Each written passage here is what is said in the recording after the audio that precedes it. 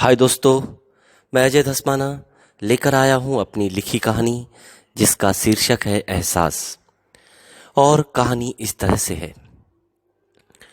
Doctor वसुधा रोज की तरह ही आज भी तेज तेज कदमों से बस स्टॉप की ओर जा रही है।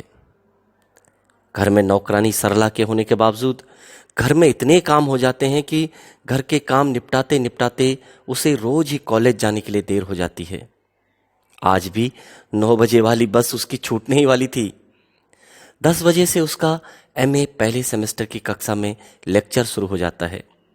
अपने घर से 20 किलोमीटर दूर नेशनल हाईवे से लगे डीआर सरकारी महाविद्यालय में हिंदी की प्राध्यापक है वसुधा। रोज ही उसे 9 बजे वाली बस से कॉलेज जाना होता है। पति विवेक का अपना बिजनेस है। 2 बच्चे हैं, एक बेटा दिव्य और बेटी दीक्षा। उसने चलते चलते कलाई पर लगी घड़ी देखी तो अभी 9 बजने में 2 मिनट बाकी हैं। वह बस स्टॉप में पहुंची। बस स्टॉप में अफरा तफरी है। बस का कंडक्टर मुसाफिरों को बस में बैठने के लिए जोर जोर से आवाज दे रहा है, डीआर कॉलेज, डीआर कॉलेज, बस निकलने वाली है, जल्दी बैठिए, डीआर कॉलेज।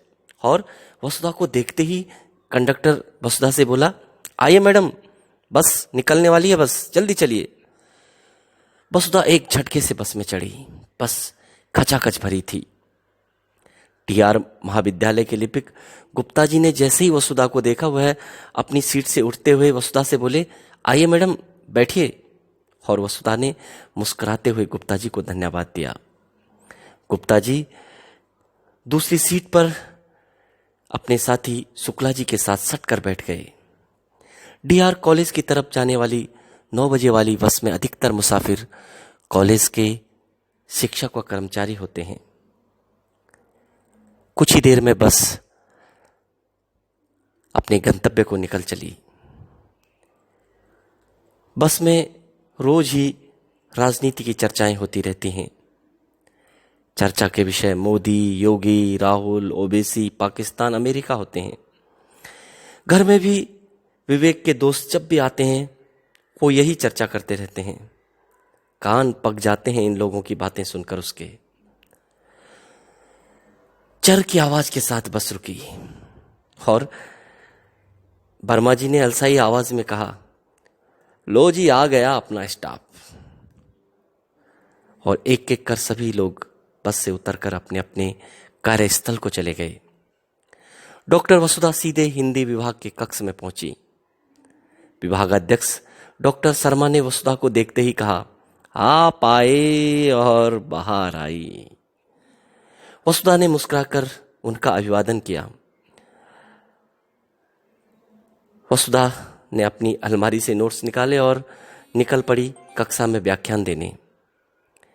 क्लासरूम में 40 विद्यार्थियों में से 20 विद्यार्थी ही उपस्थित थे, जिनमें से 17 लड़कियां थीं। डॉक्टर वसुधा ने अपना व्याख्यान शुरू किया। उसका आज का व्याख्यान सूरदास जी की काव्य यात्रा था। वसुधा ने बड़े ही रोचक तरीके से सूरदास जी की काव्य यात्रा का वर्णन किया। व्याख्यान खत्म होते ही वसुधा सीधे हिंदी विभाग के कक्ष में पहुंची। उसके सहयोगी डॉक्टर दिशांत मोबाइल पर कुछ पढ़ते हुए मुस्कुरा रहे थे। वसुधा ने डॉक्टर दिशांत के नजदीक जाते हुए उन्हें अभिवादन किया, सुप्रभात दिशांत सर।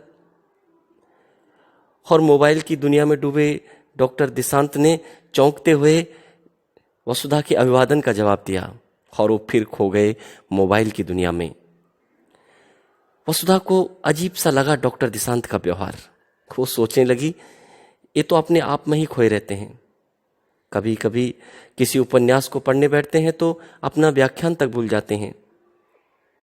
और वसुधा कुर्सी में बैठकर मोबाइल चलाने लगी। कुछ ही देर में राधे श्याम चाय वाला का बेटा गुल्लू चाय की केतली और कप हाथ में पकड़े हुए हिंदी विभाग के कक्ष में आया और उन दोनों को देखते हुए वह बोला, चाय चाय पी लो, चाय। गुल्लू को देखते ही वसुधा और दिशांत दोनों ने एक साथ उससे पूछा, छुटकी नहीं दिख रही है आजकल, कहाँ है वो? और उनकी बात सुनकर गुल्लू का चेहरा उतर गया और वो बोला, मैडम जी, छुटकी को ठंड लग गई है, वो सरकारी अस्पताल में भर्ती है। राधेश्याम चाय वाले का महाविद्यालय के बाहर चाय का ठेला कड़क और स्वादिष्ट चाय के लिए जाना जाता है। महाविद्यालय का अधिकांश स्टाफ कैंटीन के चाय की अपेक्षा राधेश्याम की चाय की चुस्की लेना पसंद करता है। राधेश्याम के 4 बच्चे हैं। सबसे बड़ा गुल्लू, फिर छुटकी और बाद के 2 हैं। गुल्लू और छुटकी का सरकारी स्कूल में नाम लिखावर है। दोनों स्कूल नहीं जाते। राधेश्याम की चाय के ठेले में चाय बांटते हैं। महाविद्यालय में भी दोनों भाई बहन साथ साथ चाय बांटते हैं। छुटकी चुलबुली है, सबसे चटर पटर बात करती है। हिंदी विभाग में हर कोई छुटकी की बातों से आनंद विभोर हो जाता है। छुटकी से बात कर उन सबका मन खुश हो जाता है। छुटकी नहीं आई यह सुनकर वसुधा विचलित हो गई थी। साथ में किसी की परवाह न करने वाले दिशांत भी असहज दिख रहे थे। छुटकी बीमार है, उसे ठंड लग गई, वसुधा बड़बड़ाने लगी। उसने किसी तरह से चाय पी और अपना बैग उठाकर वह कक्ष से बाहर आ गई। मुख्य सड़क पर पहुंचकर वह ऑटो से सीधे सरकारी अस्पताल पहुंची। चिल्ड्रन वार्ड में कई बच्चे बीमार पड़े थे। उसने नजर दौड़ाई तो राधेश्याम की पत्नी बेला उसे नजर आई। वह दौड़कर बेला के पास गई। छुटकी बेड पर बेसुध लेटी थी। डॉक्टर ने बताया था कि उसका निमोनिया बिगड़ गया है। वसुधा को एक एक पल वहां पर रुकना भारी हो रहा था। छुटकी की यह हालत उससे देखी नहीं जा रही थी। उसने एक हल्की सी थपकी छुटकी के गालों में रखी और वो तेज तेज कदमों से वार्ड से बाहर आ गई। अस्पताल से बाहर मुख्य सड़क पर पहुंचकर उसने कलाई पर लगी घड़ी देखी। दिन के 3 बज रहे थे। घर जाने के लिए वह बस का इंतजार करने लगे। तभी 3 बजे वाली बस भी आ गई। वसुधा ने बस को रुकने के लिए हाथ दिया। एक झटके में बस रुकी। वह तेजी से बस में चढ़ी और एक खाली सीट में बैठ गई। उसके मन में बार बार छुटकी का मुस्कुराता चेहरा, मासूम बातें घुमड़ घुमड़ कर आ रही थी। उसे याद आया कि एक बार राधेश्याम ने बताया था कि वह रेलवे स्टेशन के पास वाली झुग्गी बस्ती में रहता है। शरीर पर नस्तर सी चुभने वाली ठंड पड़ रही है इस साल। 15 दिन से कोहरा जाने का नाम नहीं ले रहा है। वो सोचने लगी, आजादी के 70 साल के बावजूद भी ठंड से प्रतिवर्ष सैकड़ों लोग मरते हैं। छी, कैसी व्यवस्था में जी रहे हैं हम लोग, संवेदनहीन व्यवस्था। विचारों के उधेड़बुन उसके मन में चल ही रहे थे कि उसका स्टॉप आ गया। बस से उतरकर वह सीधे घर पहुंची। घर की नौकरानी सरला ने उसे चाय पीने को दी। वह शरीर और मन से थक चुकी थी। सोफे में लेटे लेटे उसकी आंख लग गई। बेटी दीक्षा ने उसे झकझोरा। मम्मा, वसुधा ने अलसाई सी आवाज में कहा। और उसने आंखें खोली। दीवार घड़ी में देखा तो शाम के 5 बज चुके थे। दीक्षा मम्मी से जिद करने लगी। मम्मा, कल स्कूल में ड्राइंग कंपटीशन के लिए कलर्स लाने हैं, चलो ना। वसुधा ने धीमी व थकी आवाज में दीक्षा से कहा, बेटा पापा को फोन कर दो, वो ले आएंगे। और सहमति से सिर हिलाते हुए दीक्षा स्टडी रूम में चली गई।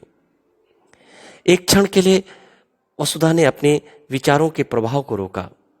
वो सोचने लगी, मैं क्यों छुटकी की चिंता कर रही हूं? क्या लगती हो मेरा घर परिवार तो राजी खुशी से है, मैं भी ना। तभी 2 दृश्य उसके मन में कौंधे। एक में हंसती खेलती बातूनी छुटकी नजर आ रही है। दूसरे दृश्य में अस्पताल के इमरजेंसी वार्ड में जीवन के लिए संघर्ष करती छुटकी। उसने महसूस किया कि उसकी बेचैनी का कारण छुटकी से जुड़ने का एहसास है। छुटकी उसकी कुछ भी तो नहीं, पर मानवता और संवेदनाओं से जुड़ी एक बच्ची है। विवेक अभी अभी अपने ऑफिस से घर पहुंचा है। वसुधा को देखते ही उसने उससे कहा, क्या सोच रही हो? विवेक ने इतना कहा और वसुधा के सोच का क्रम टूटा। विवेक की तरफ देखते हुए वसुधा संकुचाते हुए बोली, नहीं नहीं, बस ऐसे ही। और वसुधा के करीब जाते हुए विवेक ने फिर कहा, कुछ बात तो है। विवेक की बात सुनकर वसुधा रुआंसी सी हो गई और वो विवेक से बोली, हाँ विवेक, वो छुटके के बारे में मैं तुम्हें बताती थी ना, वो हॉस्पिटल में भर्ती है। निमोनिया खराब हो गया उसका, हालत बहुत खराब है उसकी। वसुधा की बात सुनकर विवेक ने वसुधा को नसीहत देते हुए कहा, ओह देखो वसुधा, दुनिया बहुत बड़ी है, सबके अपने अपने सुख दुख हैं, दुनिया का ठेका न लेने में ही फायदा है, अपना घर बार देखो। और इतना कहते हुए विवेक लिविंग रूम में चला गया। विवेक की बातों को नजरअंदाज करते हुए वसुधा किचन में चली गई। सरला रोटी बना रही थी। वसुधा ने दाल का छौंका लगाया। सब्जी और रायता सरला पहले ही बना चुकी थी। बच्चे स्टडी रूम में पढ़ रहे थे। तब तक रात के 8 बज चुके थे। सर्दियों के दिनों में उन लोगों का रात के 8 बजे से डिनर शुरू हो जाता है। वो लिविंग रूम में विवेक को डिनर के लिए बुलाने गई। लिविंग रूम में विवेक ने हल्की रोशनी की हुई थी। वह सिप सिप कर रेड वाइन पीते हुए टीवी पर समाचार देख रहा था। वसुधा ने लिविंग रूम का पर्दा हटाया और वह कमरे के अंदर आ गई। नीले रंग के गाउन और लाल रंग की स्वेटर और कंधे तक बिखरे बाल और कमरे की दूधिया रोशनी में वसुधा अप्सरा जैसी लग रही थी। विवेक को हल्का सा रेड वाइन का सुरूर चढ़ा था। वसुधा ने उसे डिनर करने के लिए इशारा किया। विवेक ने वसुधा के नजदीक आकर उसे बाहों में भर दिया और अपने होठों से उसके होठों को स्पर्श करने लगा। पहली बार वसुधा विवेक की बाहों में अपने को असहज महसूस कर रही थी। विवेक के होठों का स्पर्श उसे ऐसा लग रहा था जैसे कि गर्म लोहा उसके होठों पर मार दिया गया हो। वह उसकी बाहों में कसमसाई और उसने एक झटके में विवेक को अपने आप से अलग कर दिया। और वो विवेक से बोली, डिनर लगा दिया है, आ जाओ डिनर करते हैं। यह कहते हुए वह डाइनिंग हॉल की तरफ चली गई। विवेक उसे जाते हुए देखता रहा। वह वसुधा के बदल रहे व्यवहार से आश्चर्यचकित था। उनके वैवाहिक जीवन में पहली बार ऐसा हुआ था कि वसुधा उसके आगोश में बेचैन हुई थी। सारा परिवार डाइनिंग टेबल पर डिनर कर रहा था। सरला सबको खाना परोस रही थी, पर आज डाइनिंग हॉल में अजीब सी खामोशी थी। बात बात पर मजाक करने वाले विवेक भी खामोश था। बच्चे भी बीच बीच में सरला से खाना मांगते समय ही कुछ बोल रहे थे। डिनर करके विवेक सीधे लिविंग रूम में चला गया। बच्चे अपने कमरे में चले गए। कुछ देर बाद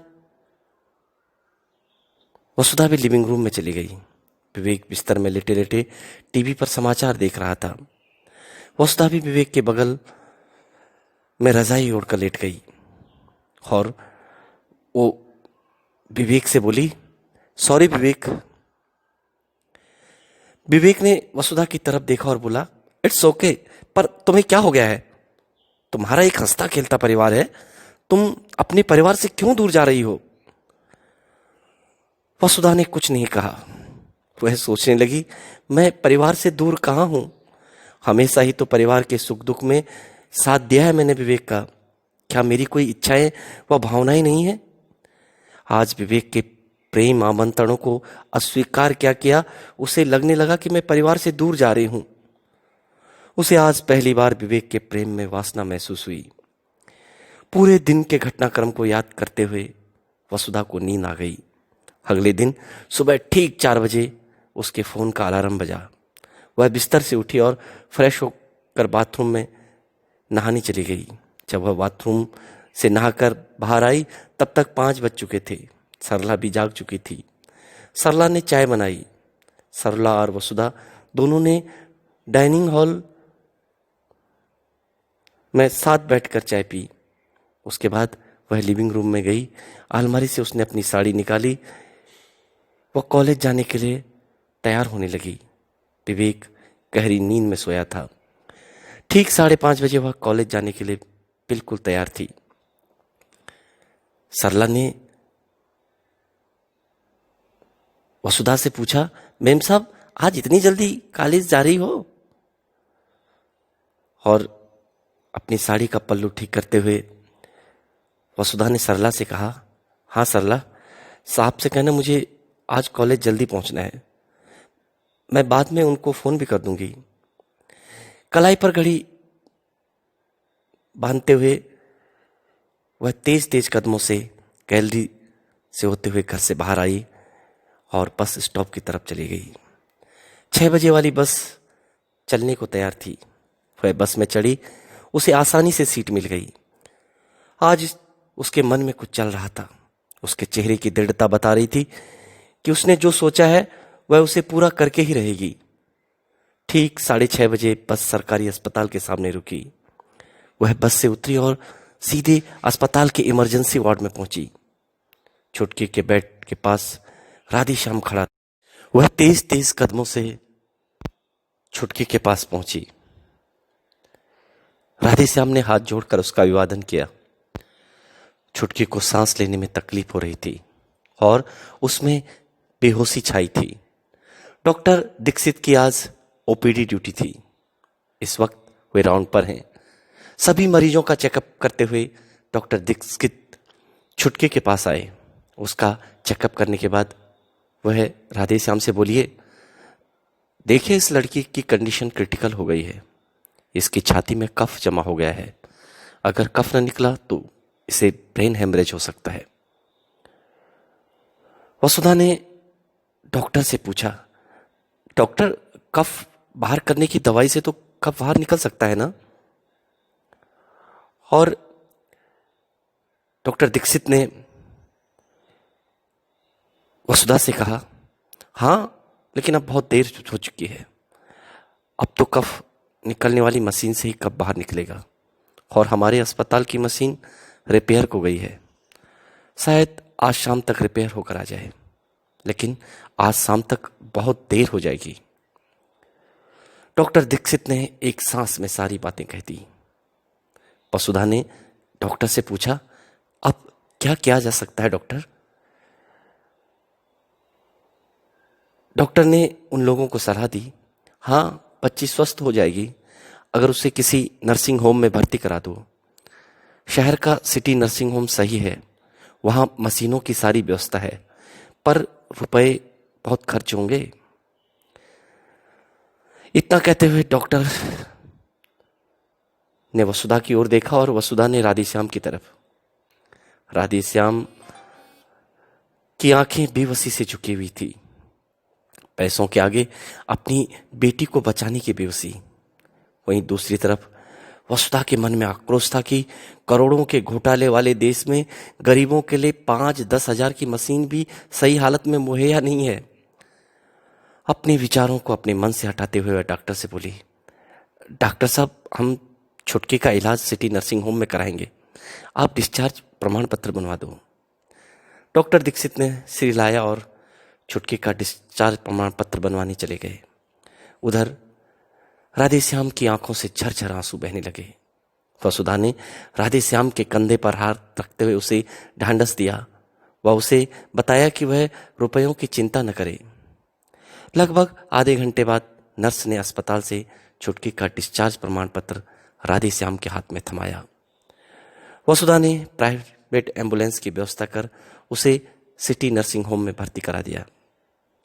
हॉस्पिटल के रिसेप्शन वालों ने 10,000 जमा करने को कहा। वसुधा ने अपने डेबिट कार्ड से 10,000 रुपये जमा कर दिए। सिटी नर्सिंग होम में डॉक्टर की एक टीम ने छुटकी का इलाज शुरू कर दिया।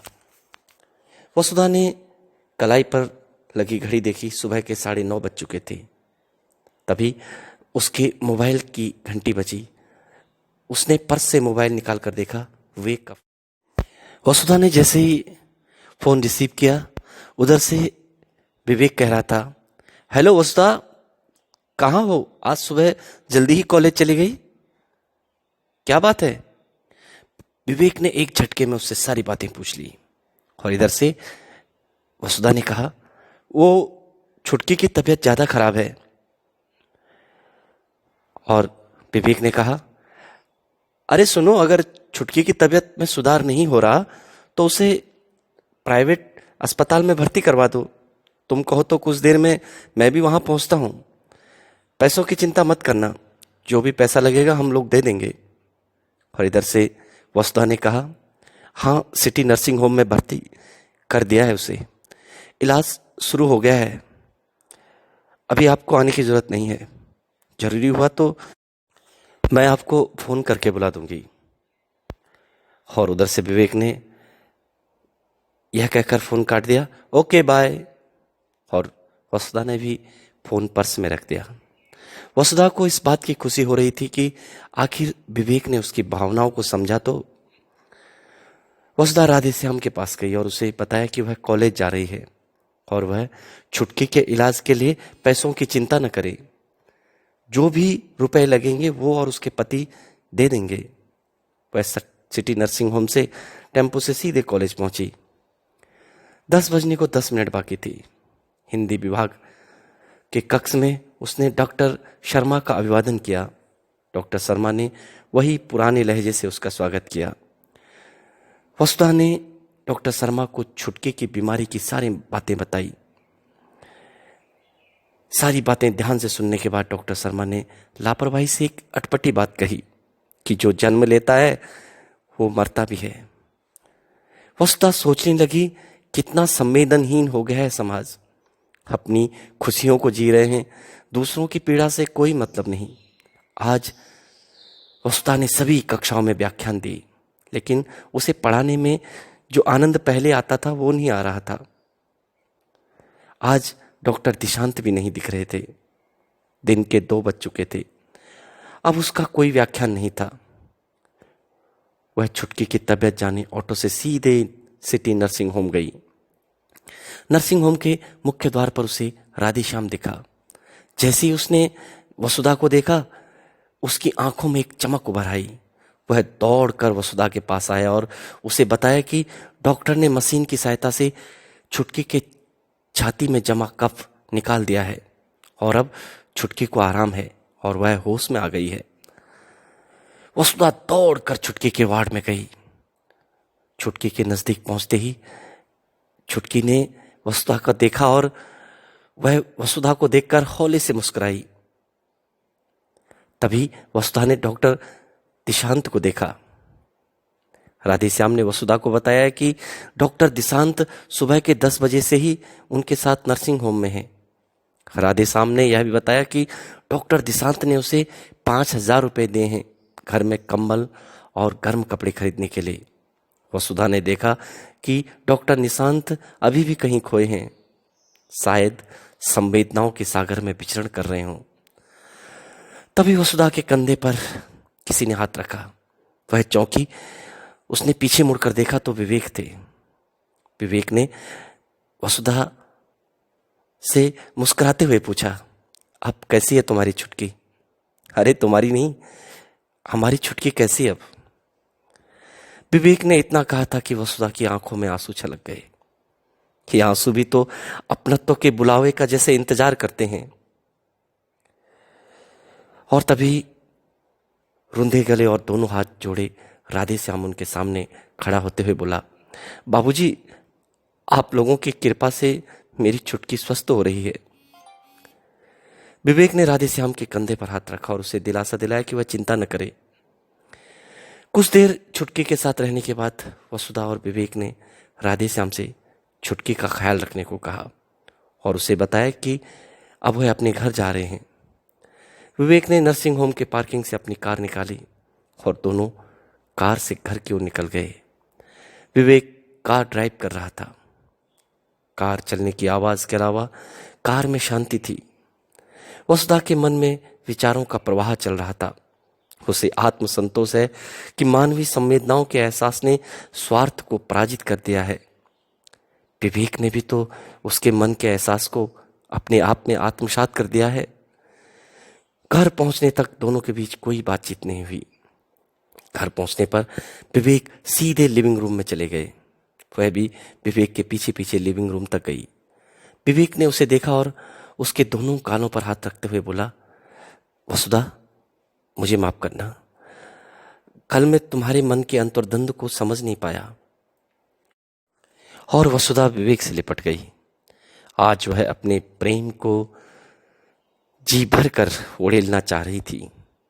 आखिर विवेक भी तो उसके प्रेम को अपने आप में समेटना चाहता है। उसने विवेक के होठों पर उंगली रखते हुए कहा, धन्यवाद मेरे मन के एहसास, मेरी भावनाओं को समझने के लिए। और वो फिर विवेक के आगोश में समा गई।